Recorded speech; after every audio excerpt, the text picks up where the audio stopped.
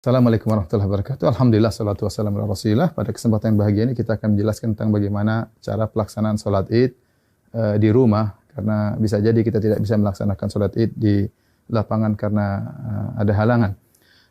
Para ulama, jumhur ulama berpendapat bahwasanya dibolehkan sholat id di rumah bagi orang yang tidak bisa menghadiri sholat id di lapangan. Sebagaimana diriwayatkan Imam Al-Bukhari rahimahullahu taala bahwasanya Anas bin Malik radhiyallahu taala anhu pernah sholat di rumahnya. Fajama'a ahlahu wa banihi, maka dia kumpulkan istrinya dan anak-anaknya, kemudian dia menyuruh budaknya untuk menjadi imam.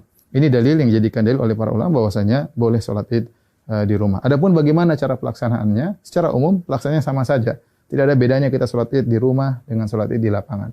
Bedanya kalau di rumah kita tidak melaksanakan khutbah, itu saja. Baik, saya ingatkan kembali bagaimana cara pelaksanaan salat Id. Sebelum salat Id kita disunahkan untuk mandi, ya.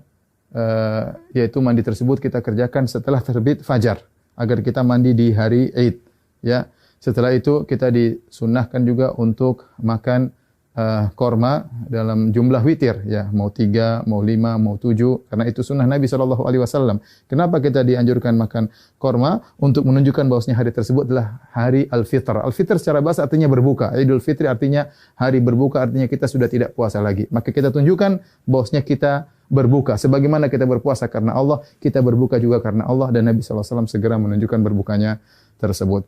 Kalau tidak ada korma, maka sebagian ulama mengatakan boleh makan yang manis-manis. Kemudian setelah itu kita sholat Id. Adapun sholat Id, maka waktunya dimulai dari waktu syuruk, yaitu sekitar 15 menit setelah sunrise, setelah terbit matahari. Dan berakhir kata para ulama sebelum waktu zawal, yaitu sekitar 15 menit atau 10 menit sebelum azan zuhur. Di antara itu kita boleh melaksanakan sholat Id. Tapi yang terbaik kita sholat Id di awal waktu, di pagi hari. Adapun pelaksanaannya, maka kita bertakbir rakaat pertama 7 kali, rakaat kedua 5 kali takbir. Nah, ada khilaf di kalangan para ulama tentang 7 takbir ini. Apakah 7 takbir tersebut termasuk takbiratul ihram ataukah takbiratul ihram tidak dihitung, ya? Takbiratul ihram tidak dihitung. Ini pendapat Imam Syafi'i rahimahullahu taala dalam kitabnya Al-Um, bahwasanya takbiratul ihram tidak dihitung. Jadi bagaimana caranya? Kita bertakbir dulu, Allahu Akbar. Ini takbiratul ihram. Kemudian kita baca doa istiftah. Setelah kita baca doa istiftah, baru kita bertakbir 7 yang disebut dengan takbirat zawaid, takbir tambahan. Kita takbir Allahu Akbar. Allahu Akbar. Nah, apakah di antara takbir ini ada doa khusus? Tidak ada dalil ya, dari Nabi SAW. Nabi pernah disebutkan membaca sesuatu di antara takbir-takbir tersebut. Oleh karenanya, pendapat mazhab Maliki tidak ada bacaan. Namun sebagian ulama berpendapat boleh membaca sesuatu seperti mazhab Syafi'i. Kita boleh bertakbir, boleh bertahmid, boleh bertahlil di antara takbir-takbir tersebut. Kita ulangi, kita Allahu Akbar, takbiratul ihram, kemudian kita baca doa istiftah, kemudian kita takbir 7 kali. Allahu Akbar 1, Allahu Akbar 2, ya, Allahu Akbar 3. Antara takbir satu dengan yang lainnya kita ada jeda sedikit, apalagi kalau kita jadi imam, agar makmum di belakang bisa mengikuti kita. Kita lanjutkan, Allahu Akbar 4, Allahu Akbar 5, Allahu Akbar 6, Allahu Akbar 7.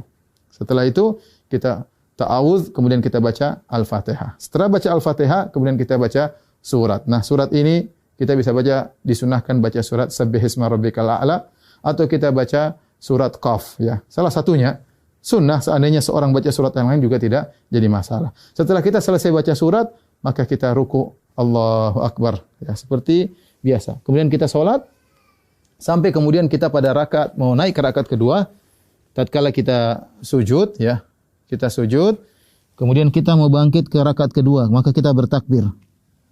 Allahu Akbar. Ya. Nah, takbir dari sujud menuju ke rakaat kedua namanya takbir al-intiqal. Yaitu takbir perpindahan dari satu rukun ke rukun berikutnya, dan itu tidak dihitung, tidak dihitung. Nah, rakaat kedua kita bertakbir 5 kali. Takbir tadi enggak dihitung, kemudian kita takbir lagi. Allahu Akbar. 1, Allahu Akbar. 2, Allahu Akbar. 3, Allahu Akbar. 4, Allahu Akbar. 5. Kemudian kita baca Al-Fatihah dengan jahar. Kemudian setelah itu kita baca surat, disunahkan kita baca surat Al-Ghasyiyah atau kita baca surat Qaf.